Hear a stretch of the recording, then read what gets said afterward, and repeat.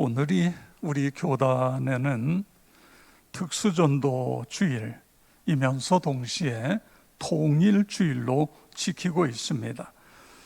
특수전도 사역을 감당하고 있는 분들을 위한 우리 교단 안에도 교목이니 병원, 원목, 군목, 또 그 외에 사회복지에서 사역하는 목사님들, 이분들을 위해서 기도하고 또 통일을 위해서 기도하기 위해 통일주일로 설정을 했습니다.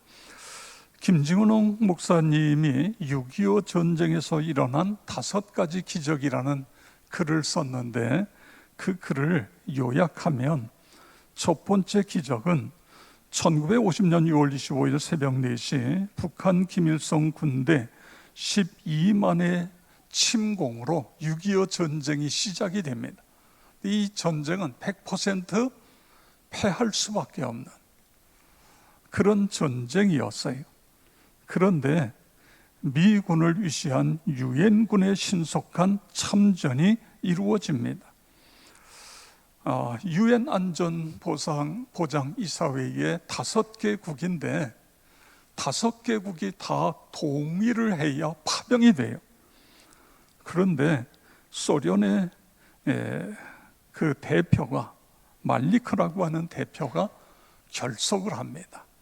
이 사람이 반대를 할 사람인데 결석을 해서 결국은 결의가 되고, 그래서 이제 유엔군이 참전할 수 있는 길이 열리게 된 것, 이것은 기적 중의 기적이다.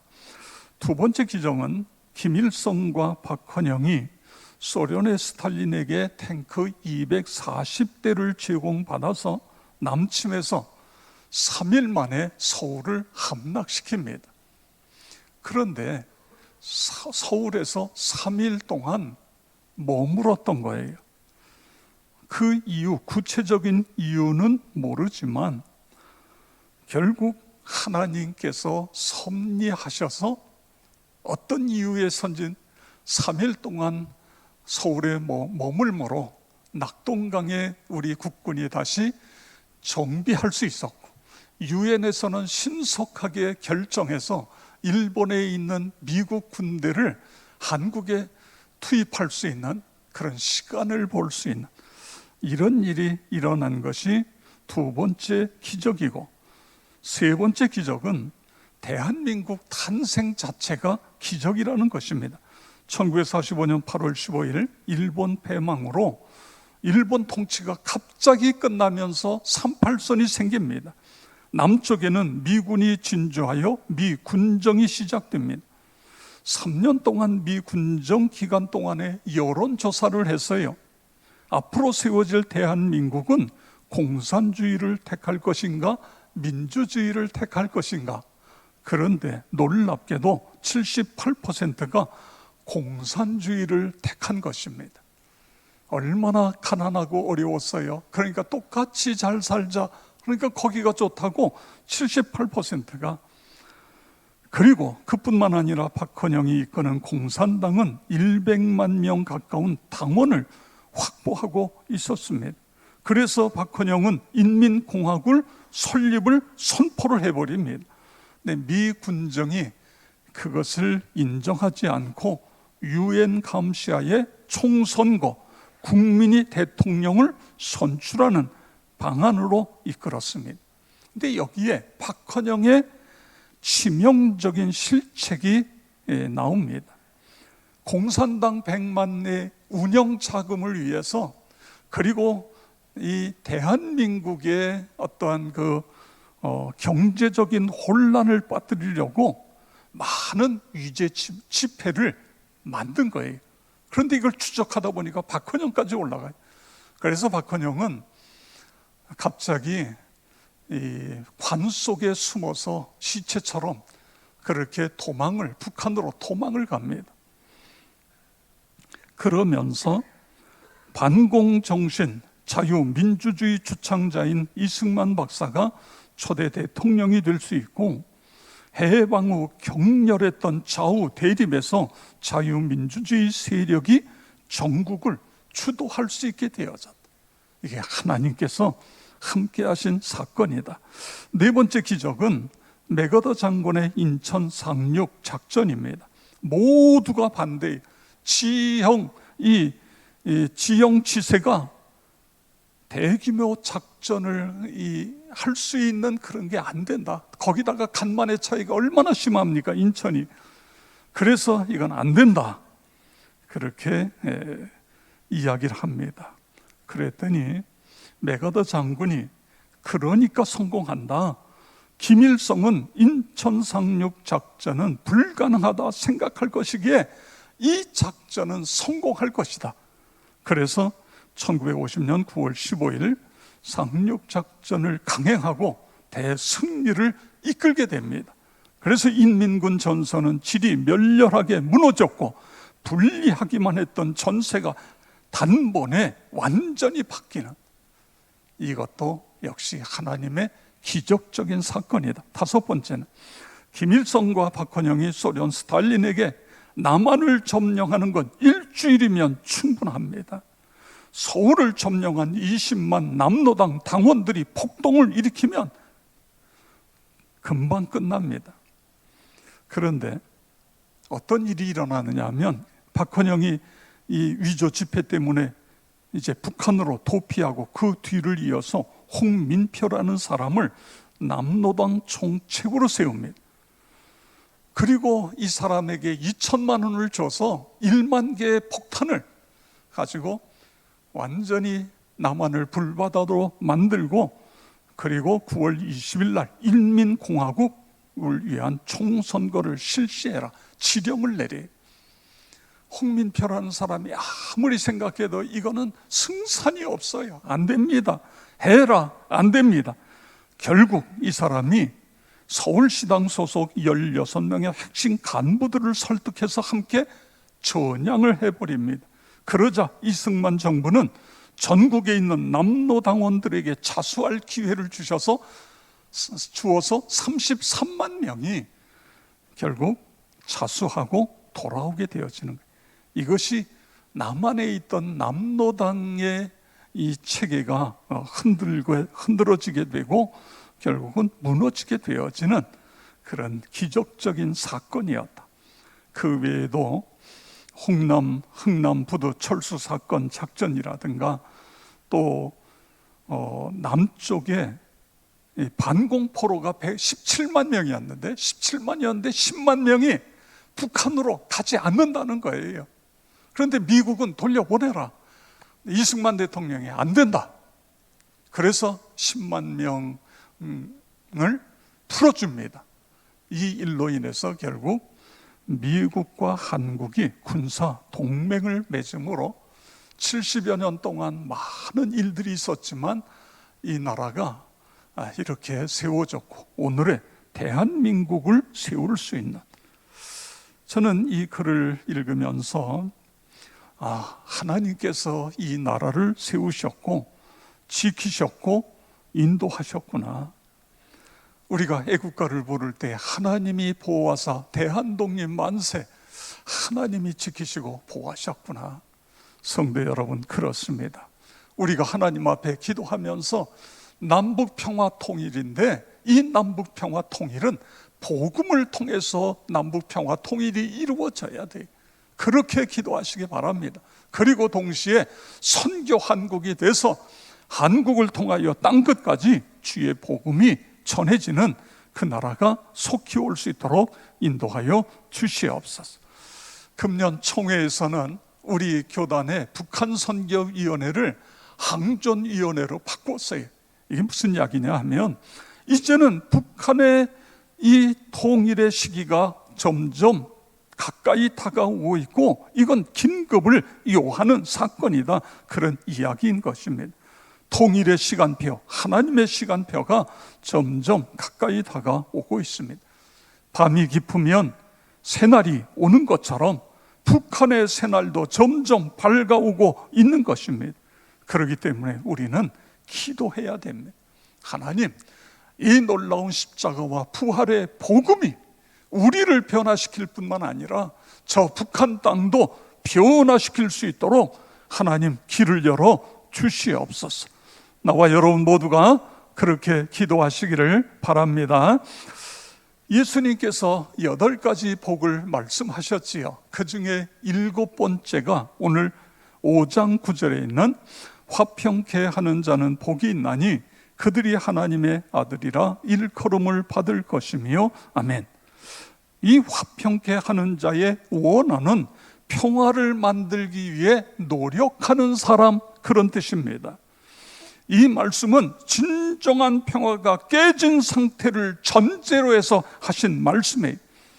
여러분, 우리의 현실을 보시기 바랍니다. 평화롭지 못합니다. 남북의 문제는 말할 것도 없고, 우리 한국을 중심으로 한 주변국들과의 관계도 평화가 없습니다. 계속해서 역사를 왜곡함으로 인하여 우리의 마음이 편치 않습니다. 그런가 하면 나라 안의 모습은 어떻지요? 계속 진보와 보수의 갈등, 이념 논쟁, 각종 이익 집단의 제목 찾기, 각종 범죄 등등 하루도 조용할 날이 없습니다. 자, 그러면 우리의 가정은 어떠냐? 여러분의 가정은 어떻습니까? 물론 많은 가정들이 행복합니다. 그런데 가정 중에도 아픈 가정들이 많이 있습니다. 자, 이 문제 어떻게 해야 될까요? 어떻게 해야 우리가 평화를 만드는 사람으로 살아갈 수 있을까요? 바로 예수님이 화평케 하는 자, 이 사실을 우리가 기억하는 것입니다. 그래서 평화는 예수님께서 가장 소중하게 여기는 가치라는 걸 우리가 알아야 된다, 그거예요. 예수님은 평화를 가장 소중한 가치로 그렇게 이해하고 계셨습니다. 우리도 마찬가지. 화평케 하는 자는 복이 있다. 그들은 하나님의 아들, 딸이 되어질 것이다. 얼마나 평화를 귀하게 여기시는가, 그런 부분을 알 수 있습니다. 마태오 5장 23절 24절에 보면 예수님이 이렇게 말씀하세요. 예물을 제단에 드리려다가 거기서 내 형제에게 원망 들을 만한 일이 있는 것이 생각나거든 예물을 제단 앞에 두고 먼저 가서 형제와 화목하고 그 후에 와서 예물을 드리라. 아멘. 그래야 하나님이 받으신다는 것입니다. 예수님께서 말씀하신 이 화평이라고 하는 건 헬라어로 에이레네, 이런 뜻이에요. 이게 무슨 뜻이냐면 바른 관계, 사회 좋은 관계, 즐거운 관계, 조화로운 관계를 통한 평화를 이야기하고 있는 것입니다. 화평이라고 하는 건 하나님과 나, 그리고 나와 다른 사람, 나와 내 내면의 속사람, 그리고 나와 자연과의 관계, 이 관계 속에서의 평화를 이야기하고 있는 것입니다. 다시 말해 화평이라고 하는 건 담을 헐어내는 것입니다.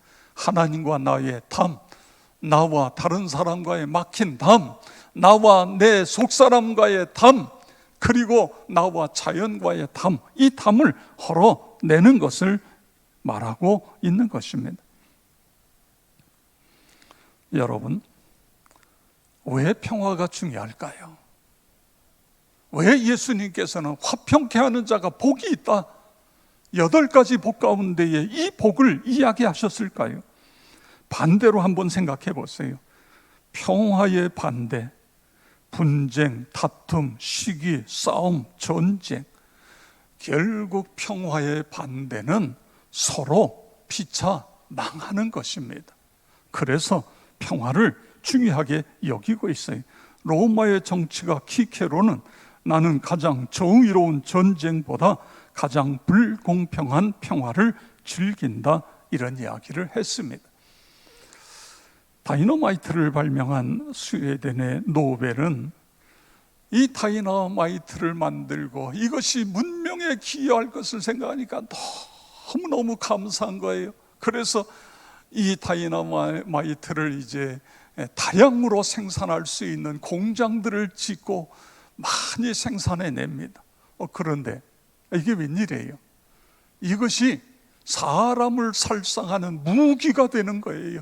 전쟁의 무기가 되고 테러의 무기가 되고. 그래서 그는 너무너무 안타까워하다가 자기의 15개의 공장을 팔아가지고 그 금액으로 평화에 기여한 사람들에게 상을 주어라. 그래서 그가 죽은 1901년 12월 1일, 그래서 그 날짜에 노벨상을 주게 되어진 것입니다. 성도 여러분, 오늘 우리는 다시 한번 화평케 하는 자가 복이 있다, 하나님의 아들, 딸이 된다, 이 말씀을 여러분 마음속에 깊이 간직하시기를 바랍니다.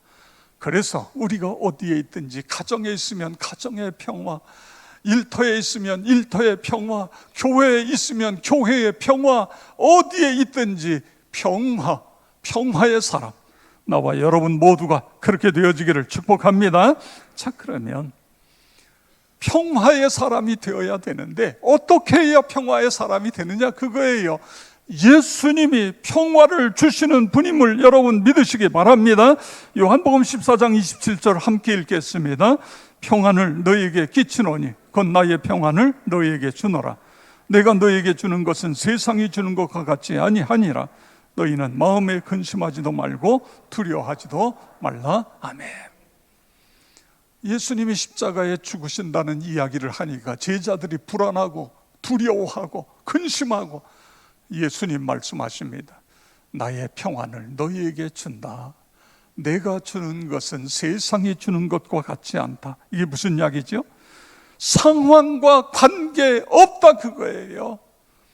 여러분, 우리가 기뻐하고 우리가 행복해하고 평화하는 것은 상황에 관계가 되어져요. 그런데 예수님이 주시는, 예수님이 내 안에 들어오시면 그것과 전혀 관계없어요.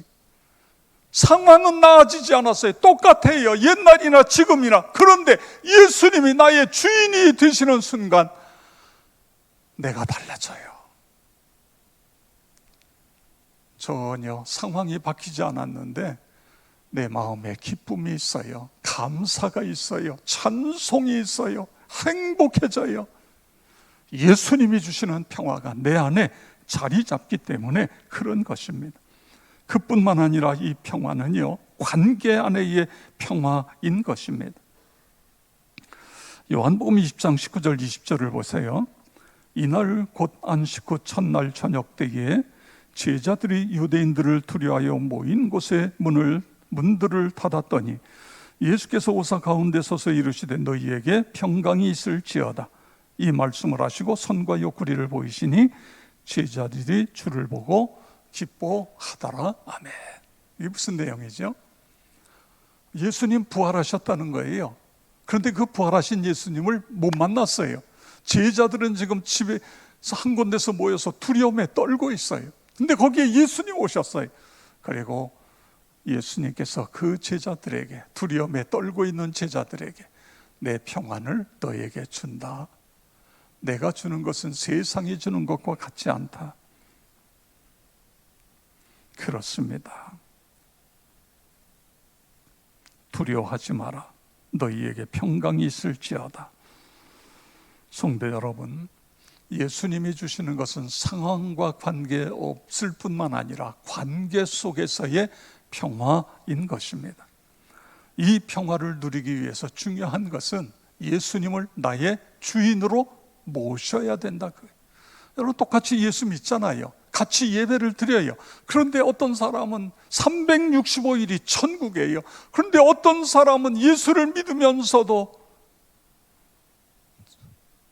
초상집이에요. 늘 불안하고 초조하고 염려 근심하면서 하루하루 그렇게 살아가요. 왜 그렇지요? 물론 자라온 환경, 여러 가지 그 사람의 어떤 성격, 이런 것도 영향이 있을 수는 있어요. 그런데 중요한 것은 예수님이 나의 주인이 되는 순간 내 기질도 관계없어요. 내 상황도 관계없어요. 내 마음속에 평화가 이루어지는 거예요. 예수님을 주인으로 모시는 것. 찬양 가운데, 찬송 가운데 그런 찬양이 있지요. 평화 평화로다 하늘 위에서 내려오네 그 사랑의 물결이 영원토록 내 영혼을 덮으소서. 그렇습니다. 예수님이 나의 주인이 되시면 마음에 기뻐져요. 평화가 돼요. 그리고 예수님을 주인으로 모실 뿐만 아니라 그분의 예수님의 영, 성령님의 임재 속에 살아가는 것입니다. 이사야 26장 3절에 보면 주께서 심지가 견고한 자를 평강하고 평강하도록 지키시리니 이는 그가 주를 신뢰함이니. 고린도전서 14장 33절에 하나님은 무질서의 하나님이 아니요 오직 화평의 하나님이시라. 그렇습니다. 그분이 내 안에 임재하고 계시면 성령의 열매가 열리잖아요. 사랑, 기쁨, 화평, 오래 참음, 자비, 양선, 충성, 온유, 절제 이런 것이 열려지는 거예요.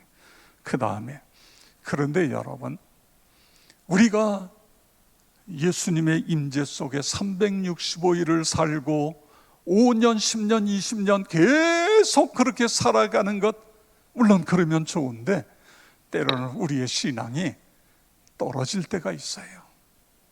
그때 어떻게 해야 된다고요? 기도해야 된다 그거예요. 우리 빌립보서 4장 6절 7절 다 같이 읽겠습니다. 아무것도 염려하지 말고 다만 모든 일에 기도와 간구로 너희 구할 것을 감사함으로 하나님께 아뢰라. 그리하면 모든 지각에 뛰어난 하나님의 평강이 그리스도 예수 안에서 너희 마음과 생각을 지키시리라. 아멘. 우리가 상처를 주고 받고 있다는 것은 가까이 있다는 것입니다. 멀리 떨어져 있으면 상처를 줄 이유도 없고 받을 이유도 없어요. 부부가 서로 가까이 살기 때문에 자기도 모르는 사이에 상처를 주기도 하고 받아요. 가족이기 때문에 그래요. 가까이 우리가 교회 안에서 신앙생활 가까이 하다 보니까 때로는 상처를 주기도 하고 받기도 할 수 있는 거예요. 그런데 여러분 상처를 받았을 때 어떻게 해야지요? 그냥 상처를 끌어안고 내가 끌어안고 있으면 이게 병이 됩니다. 골마 터져요. 그러면 어떻게 해야 돼요? 그 상처를 가지고 하나님 앞에 나오는 거예요. 하나님께 기도하는 거예요. 하나님 너무 힘들어요. 속상해요. 화가 나요. 하나님 내 마음에 평화를 주세요. 내 이 아픈 마음을 하나님 어루만져 주세요. 그러면 하나님께서 그 모든 상처들을 깨끗이 씻어주세요. 놀라운 은혜입니다. 사랑하는 성도 여러분, 그렇습니다. 그래서 우리는 평화의 사도가 되는 거예요. 내 상처를 치유했을 뿐만 아니라 상처를 치유한 사람이 다시 내 주변에 있는 사람들의 상처를 씻어주는 거예요. 이게요, 우리가 살다 보면 오랜 습관이 있어요. 그 습관이 부부간에 서로 좋아서 결혼을 했는데 이게 자꾸만 눈에 거슬려요. 그런데 그 본인은 몰라요, 그게. 왜냐하면 그렇게 습관이 됐기 때문에. 그래서 성경은 기도할 뿐만 아니라 노력하라고 말씀하고 있어요. 서로 노력해야 됩니다. 부부간에 서로 자신들의 그런 부분들을 평화를 깨는 부분의 원인이 어디에 있는가를 찾아서 내가 그걸 제거해야 돼요. 그래야 행복한 가정이 될 수 있습니다. 우리 로마서 12장 14절에서 18절인데 우리 다 같이 큰 소리로 함께 읽겠습니다. 너희는 박해하는 자를 축복하라. 축복하고 저주하지 말라. 즐거워하는 자들과 함께 즐거워하고 우는 자들과 함께 울라. 서로 마음을 같이하여 높은 데 마음을 두지 말고 도리어 낮은 데 처하며 스스로 지혜 있는 채 하지 말라. 아무에게도 악을 악으로 갚지 말고 모든 사람 앞에서 선한 일을 도모하라. 할 수 있거든 너희로서는 모든 사람과 더불어 화목하라. 아멘. 여러분, 이 말씀이 뭐죠? 노력하라는 거예요. 노력하라. 그래서 우리가 축복하고 저주하지 말고 함께 즐거워하고 우는 자와 함께 울고 마음을 같이하여 높은 데 마음을 두지 말고 스스로 지혜로운 채 하지 말고 악을 악으로 갚는 것이 아니라 선을 도모하고 할 수 있거든 서로 너희로서는 모든 사람과 더불어 화목하라. 그렇게 노력하라. 그런 말씀인 것입니다. 성도 여러분, 우리가 기도해야 될 일입니다. 오늘은 6.25를 다시 생각하는 그런 주일입니다. 하나님, 남북 평화 통일을 위해서 내가 해야 할 일이 무엇입니까? 우리의 가정의 평화를 위해서 내가 해야 할 일이 무엇입니까? 내 일터에서, 내 교회에서, 어디서든지 내가 어떻게 살아야 평화의 사도가 될 수 있습니까? 예수님을 나의 주인으로 모시는 거예요. 그냥 교회 왔다 갔다 하는 게 아니고 예수님이 나의 주인이 되어야 됩니다. 십자가와 부활의 복음이 나를 변화시켜야 돼요. 그리고 그분의 임재 속에 살아가는 거예요. 그러면서 우리는 기도하는 것입니다. 그리고 예수 안에서 나를 다듬어 가는 거예요. 하나님의 사람으로 만들어가는 것입니다. 나와 여러분 모두가 그렇게 되므로 더욱 건강하고 행복한 하나님의 사람들이 되어지기를 주의 이름으로 축원합니다.